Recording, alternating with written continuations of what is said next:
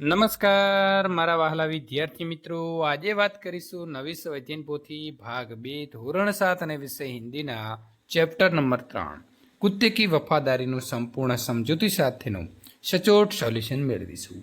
એ પહેલાં ચેનલની અંદર પ્રથમ વખત આવ્યા છો તો વિદ્યાર્થી મિત્રો ચેનલને ખાસ સબસ્ક્રાઇબ કરી લેવી। कुत्ते की वफादारी। प्रश्न नंबर 1, निम्नलिखित प्रश्नों के सही विकल्प चुनकर निशानी कीजिए। सेठ ने पैसों के बदले कुछ गिरवी रखने को क्यों कहा? सेठ को लाखा पर विश्वास नहीं था। बंजारे ने कुत्ता गिरवी रखा क्योंकि और कोई चीज नहीं थी। सेठ ने कुत्ते को मुक्त क्यों कर दिया? कुत्ते ने सूद समेत रुपये लौटा दिए थे। बंजारे ने कुत्ते को क्यों मार दिया? गलत फहमी हुई थी। बंजारा फूट फूट कर रोने लगा क्योंकि अपनी गलती पर पछतावा हो रहा था।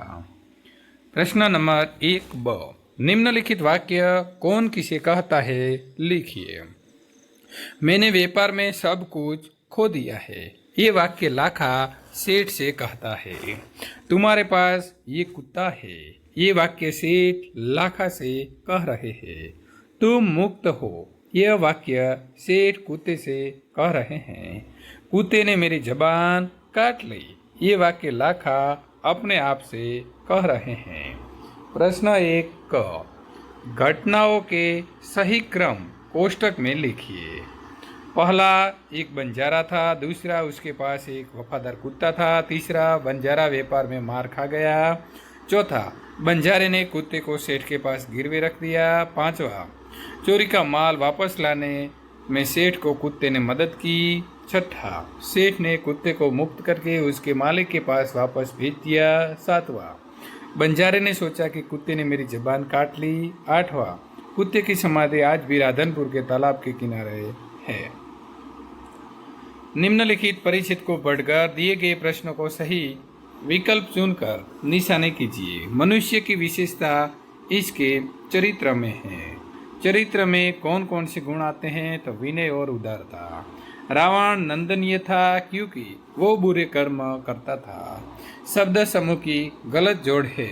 अनादर करने योग्य तो पूजनीय। पर्यायवाची शब्द की गलत जोड़ है। वचन तो विनय। विलोम शब्द की सही जोड़ है। अधिक तो कम। विनय शब्द का सही अर्थ नहीं है तो नम्रता। लालच शब्द का गलत पर्यायवाची शब्द है लोभ। गुण शब्द का विपरीत अर्थक शब्द है अवगुण। निम्नलिखित मुद्दों के आधार पर कहानी लिखिए। किसी गांव में एक औरत को एक लड़का हुआ था। संयोग से उसे नेवले का एक बच्चा भी मिला और वो उसे भी पालने लगी। नेवला उस बच्चे के साथ ही खेलता था, लेकिन वो महिला हमेशा इस बात को लेकर आशंकित रहती थी कि नेवला उसके बच्चे के कोई नुकसान न पहुंचा दे। वो अपने बच्चे को कभी अकेला नहीं छोड़ती थी, लेकिन एक दिन किसी काम से उसे कहीं जाना पड़ा और बच्चा घर में अकेला रह गया। जब वो महिला बाहर थी तब वो नेवला उस बच्चे के पास ही बैठा रहा। अचानक एक काला नाग उसे बच्चे के नजदीक आया। बच्चे को बचाने के लिए नेवले ने नाग से लड़ाई शुरू कर दी। काफी देर लड़ने के बाद नेवले ने इस नाग को मार दिया। जब वो औरत वापस आई तो उसने नेवले के मुंह को खून से सना देखा। ये देखकर उसे तो जैसे पाला मार गया और उसने सोचा कि नेवले ने उसके बच्चे को मार दिया है। बिजली की तेजी से उसने एक पत्थर उठाया और नेवले को मार दिया। इसके बाद जब वो अपने घर के अंदर गए तो उसके अपनी गलती का एहसास हुआ। उसके अपने किए गए पछताव हो रहा था, लेकिन अब तक बहुत देर हो चुकी थी। सीख, इस कहानी से हमें यह शिक्षा मिलती है कि किसी परिस्थिति में तुरंत प्रतिक्रिया करने के बजाय हमें धीरज से काम कर लेकर उसके कारण और परिणाम का पता लगाना चाहिए। प्रश्न 4 और प्रश्न के उत्तर लिखिए। रात के समय कुत्ता पड़ाव की रखवाली कैसे करता था? कुत्ता बहुत वफादार था। रात को वो सावधान रहकर पड़ाव की रखवाली करता था। अगर चोर लुटेरे पड़ाव की तरह आते दिखाई देते तो भौंक भौंक कर उन्हें भगा देता। लाखा सेठ के पास क्यों गिड़गिड़ाने लगा? लाखा को पैसों की सख्त जरूरत थी, इसीलिए लाखा सेठ के सामने गिड़गिड़ाने लगा। सेठ ने बंजारे के साथ कौन सी शर्त रखी? बंजारा सेठ के पास उधार रुपये लेने के लिए आया था, परंतु रुपये के बदले में गिरवी रखने के लिए उनके पास कुछ भी नहीं था। तब सेठ ने बंजारे से कहा कि तुम अपना कुत्ता ही जमानत के रूप में रख दो। जब तुम सारे पैसे लौटा दोगे तब कुत्ता तुम्हें वापस लौटा दूंगा। इस प्रकार सेठ ने बंजारे के आगे रकम के बदले में कुत्ते को गिरवी रखने की शर्त रखी। सेठ ने कुत्ते को क्यों मुक्त कर दिया? सेठ के यहाँ चोरों ने डाका डाला था। कुत्ते ने चोरों को पीछा किया। चोरों ने दूर जंगल में जाकर सारा माल जमीन में गाड़ दिया। फिर वे कुत्ता सेठ जी को जंगल में ले गया और भोग भोग कर वो जगह बताने लगा जहाँ चोरों ने सामान गाड़ा था। थोड़ा खोदने पर ही चुराया सारा माल मिल गया। इसीलिए सेठ ने कुत्ते को मुक्त कर दिया। बंजारा क्यों पछताया? लाखा ने कुत्ते को बेवफा समझकर उस पर लाठी से प्रहार किया था। उससे कुत्ता मर गया। बाद में लाखा ने कुत्ते के गले में बंधी हुई चिट्ठी, उसमें सेठ ने लिखा था कि तुम्हारे कुत्ते ने मुझे सूद समेत रुपये लौटा दिए हैं। कुत्ते की वफादारी से खुश होकर उसे मुक्त कर दिया। चिट्ठी पढ़कर लाखा हक्का बक्का रह गया। उसे अपने किए गए बहुत पछतावा हुआ। बंजारे ने समाधि क्यों बनवाई? तो बंजारे ने अपनी गलती का प्रायश्चित करने के लिए समाधि बनवाई। प्रश्नों के उत्तर लिखिए। सच्ची श्रद्धांजलि देने के लिए समाधि के अलावा और क्या क्या कर सकते हैं? सच्ची श्रद्धांजलि देने के लिए समाधि के अलावा हम अनाथ आश्रम और वृद्धाश्रम में बच्चों को और बूढ़ों को भोजन खिला सकते हैं। गौशाला में गायों के लिए चारे को आयोजन कर सकते हैं। गरीब बच्चों के लिए पाठशाला का खर्च जैसे कि फीस और पुस्तकें दे सकते हैं। जो सैनिक शहीद हुए हैं उसकी भी मदद कर सकते हैं। आप इस कहानी के और कौन कौन से शीर्षक देना चाहोगे? तो जल्दीबाजी का नतीजा या तो परिणाम। अब पछताए होते क्या जब चिड़िया चुग गई खेत। एक कुत्ते का समाधि मंदिर। लाखा बंजारा और उसका कुत्ता। कुत्ते को वफादार प्राणी क्यों कहा गया है? कुत्ता अपने मालिक के घर के भरोसेमंद चौकीदार है। कुत्ते के कारण चोर मालिक के घर में घुसने की हिम्मत नहीं करते। यदि चोर मालिक का सामान चुरा ले जा रहे हो तो कुत्ता उनका पीछा करता है। अगर चोरों ने कहीं सामान छिपाया हो तो कुत्ता मालिक को इस जगह तक ले जाता है और छिपाया हुआ सामान वापस दिला देता है। मालिक के लिए कुत्ता अपना जीवन की भी कुर्बान कर देता है। अपने उन्हीं गुणों के कारण कुत्ते को वफादार प्राणी कहा गया है। बिना सोचे समझे काम करने से क्या हानि होती है? तो बिना सोचे समझे काम करने से हमारा काम बिगड़ सकता है। हम लोगों की हंसी के पात्र बन जाते हैं। हमारे मन में शांति और नहीं रहती। हमें पश्चाताप होता है। बिना गलती के डांट पड़े तो आपको कैसा लगेगा? बिना गलती होगे कि डांट पड़े तो मुझे बहुत बुरा लगेगा और बहुत दुख भी होगा। इस कहानी से हमें क्या शिक्षा मिलती है? इस कहानी से हमें सीख मिलती है कि हमें कुछ भी बिना सोचे समझे नहीं करना चाहिए। उससे हमें काफ़ी हानि हो सकती है, जिससे हमें बाद में पछतावा भी हो सकता है। उचित क्रम में रखकर वाक्य फिर से लिखिए। इधर लाखा ने भी व्यापार में खूब रुपया कमाया। मैं आपकी पूरी रकम सूद समेत 1 साल में ही चुका दूंगा। तुम उसे ही जमानत के रूप में दे दो। सेठ की खुशी का कोई पार नहीं था। खुश होकर मैंने स्वयं उसे मुक्त किया है। कुत्ता सेठ की धोती पकड़कर आगे खींचने लगा। नीचे दिए गए शब्दों का प्रयोग इकाई के जिस वाक्य में हुआ है वो वाक्य लिखिए। सुंदर। लाखा के पास एक सुंदर कुत्ता था। विश्वास। मेरी जबान पर विश्वास रखिए और रुपये दे दीजिए। सूद। मैं आपकी पूरी रकम सूद समेत 1 साल में ही चुका दूंगा। पीछा। कुत्ते ने चोरों का पीछा किया। मुक्त। कुत्ते की वफादारी पर वो मुक्त हो गया। मुक्त। खुश होकर मैंने स्वयं उसे मुक्त किया है। गलत पर्यायवाची शब्द पे निशाना लगाइए। पुराना तो विगत, संसार तो तरंग, वफादार तो सदाचारी, तालाब तो पंकज, चोर तो मरकट और मालिक तो सेठ। कोष्टक में दिए गए समान अर्थ वाले मुहावरे का वर्गीकरण कीजिए।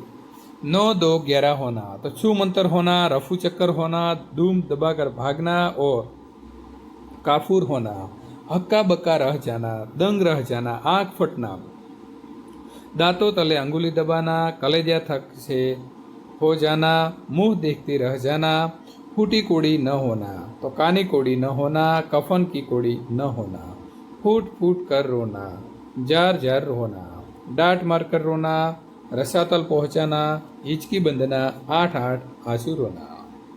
मुहावरे का अर्थ देकर वाक्य प्रयोग कीजिए। कोई चारा न होना, तो कोई उपाय न होना, कर लेने के सिवाय गुप्ता जी के लिए कोई चारा नहीं था। हृदय हिला देना, हृदय को द्रवित कर देना। शहीदों की ये कहानियां हमारे हृदय हिला देती है। मार खा जाना तो नुकसान होना, सूखे के कारण किसानों को बहुत मार खानी पड़ी।